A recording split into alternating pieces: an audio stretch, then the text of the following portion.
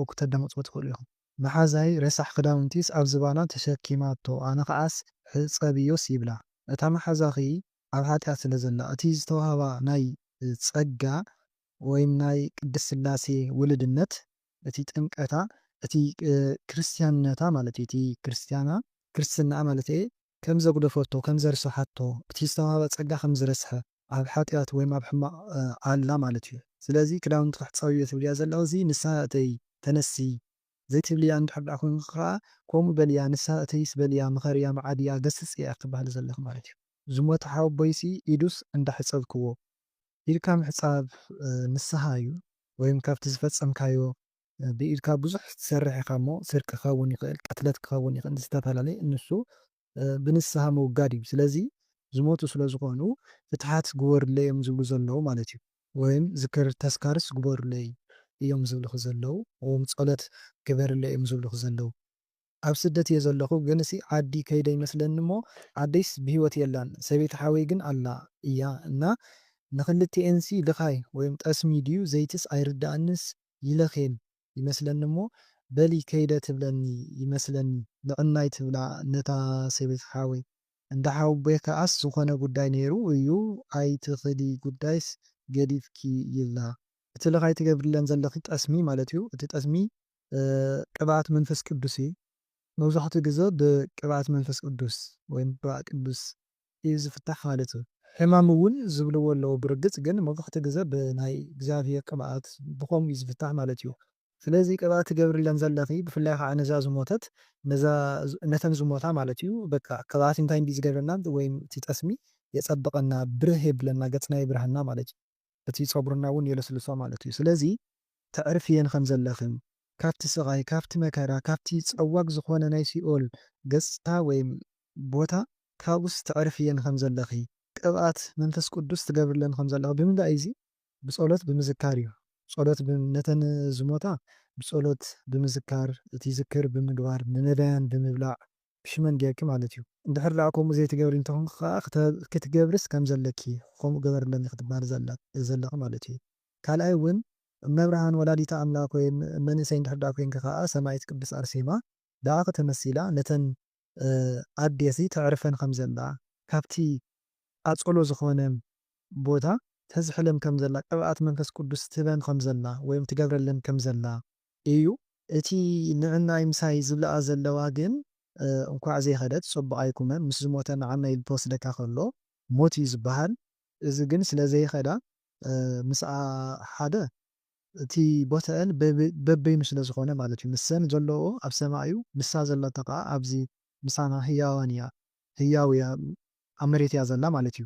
ብሓፂሩ እንኳ ሓዲራ ምስአን ዘይከደት ኣብ ስደት እየ ዘለኹ ካብኡስ ማሕበር ኣለና ቅዱስ ጊዮርጊስ ደቂ ዓዲ ኢና እና ዝተሸገሩ ብዓቕምናስ ንሕግዝ ካብኡስ ናሓለምኩሲ ሓንቲ ቆልዓ ሳንጣይ ትወስደለይ እሞ ዓዲ ዘላ ዓርኪ ከዓስ ናፀውዐት ኣርቲ ትወስደላኮ ሳንጣኺ እናበለትሲ ትፅዋዓኒ ሓዚያይ ደሞ ተወልኩስ ኣይትሰምዓንን ተጎየኹ እውን ምስዓቕ ኣብያትኒ ካብኡ እናተመለስኩስ ዘንደቂ ማሕበረይ ኣጆኺ ካብኡ ዝበለፀስ ነበኪ ኢና እናበላስ ይናገራን እና እንታይ ይኸውን እቲ ሻንጣ ማለት ናብራ ሓዳር ከምኡ እውን ንኣብነት ናብ ጉዕዞ እንድሕር ደኣ ሓሲብካ እቲ ጉዕዞኻ እቲ ትምኒትካ ከም ዝሳኻዕ ከምኡ ከዓ ክዳውንቲ ነቕምጠሉ ወይም ንሕዘሉ ስለ ዝኾነ ሳንጣ ማለት እዩ።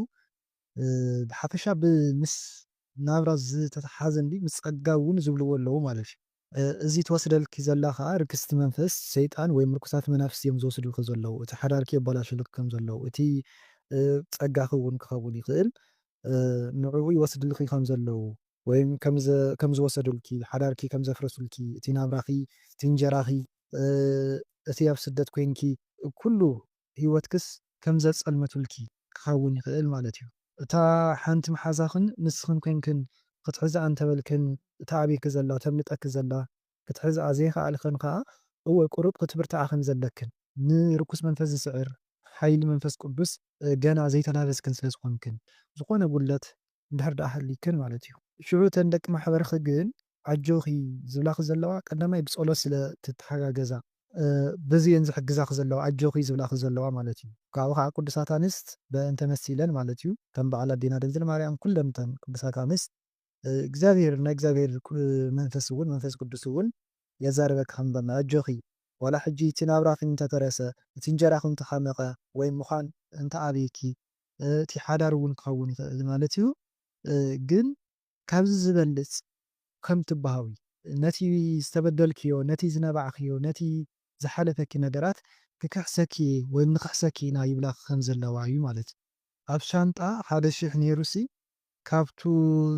ካብኡስ ድዩ 600 ወሲዳስ ካብኡስ ነቂሓ 1,000 ቅርሺ ክትርኢ ከለኻ መብዛሕትኡ ግዜ 1,000 ቅርሺ ህውከት ፈተና እዩ ማለት እዩ። ስለዚ እታ ትወስደልክ ዘላ ብክልተ እዩ ዝረአ ማለት እዩ። እታ ትወስደልክ ዘላ እቲ ህውከትኪ እቲ ሓሳባትኪ ትካፈለኪ ኣላ እቲ ጭንቀትኪ ትካፈለኪ ኣላ ትሕግዘኪ ኣላ ክኸውን ይኽእል እቲ ሓደ። ካልኣይ ከዓ ቅርሺ ዋላ ብዙሕ ይኹን ብበረከት ዝፍታሕ ኣሎ። ስለዚ ካብቲ በረከትኪ ትሰልበኪ ከም ዘላ እውን ክኸውን ይኽእል ማለት እዩ። እና ግልፂ ስለ ዘይገበርኪ እየ ትሕምስ ምስቲ ዘሎ ናትኪ ናብራ ኣመዛዝንቲ ክትወስድዮ ትኽእል ኢኻ ማለት እዩ። መሓዛይስ ከምቲ ናይ ቀደም ናይ ወታደር ጀሪካን ሓፂን ተሰኪማስ ካባይ ተሓቢኣ እንታይ እዩ ብሕልሚ ጀሪካን ምስካም ዝመለ ጀሪካን ድሕር ደኣ ኮይኑ ጸጋ መንፈስ ቅዱስ ምስካም ከምኡውን ጀሪካን ምስካም ከዓ ብውሉድ እውን ዝፍታሕ ኣሎ ማለት እዩ። ስለዚ ካባኺ ትሕባእ ዘላ ውዳሴ ከይኾና ወይም እቲ ጸጋ ከይትፈልጠላ ከም ዝደለየት ክኸውን ይኽእል እቲ ሓደ። ካልእ ከዓ ባዶ ጀሪካን ምስካም ድሕር ደኣ ኮይኑ ካብ ጸጋ መንፈስ ቅዱስ ምርሓቅ ባዶ ምዃን ማለት እዩ። ከም ሸምባቆ ምዃን ማለት እዩ።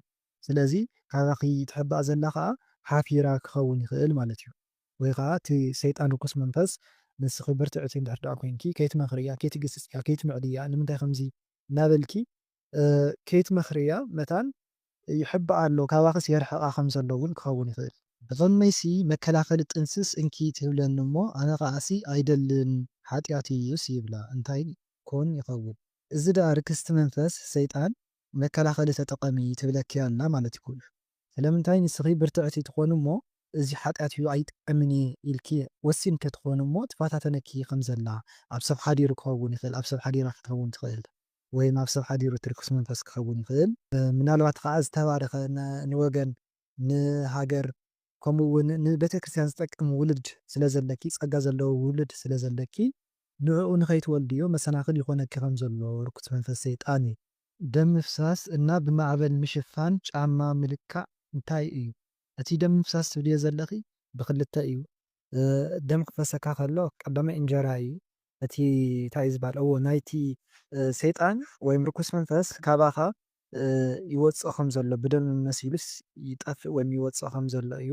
ካልእ እውን እቲ ናይቲ ዲያብሎስ መርዙ ወይም እቲ ዝተገበረካ ብሓፈሻ ርኩስ መንፈስ ብደም መልክዕ ይወፅእ ኣሎ ማለት እዩ። ወይም እቲ መርዙ ወይም ባዕሉ ካልእ ቀጥታ እውን ዝፍታሕ ኣሎ ማለት እዩ። ደም ዘፍስስ ወይም ከፍስስ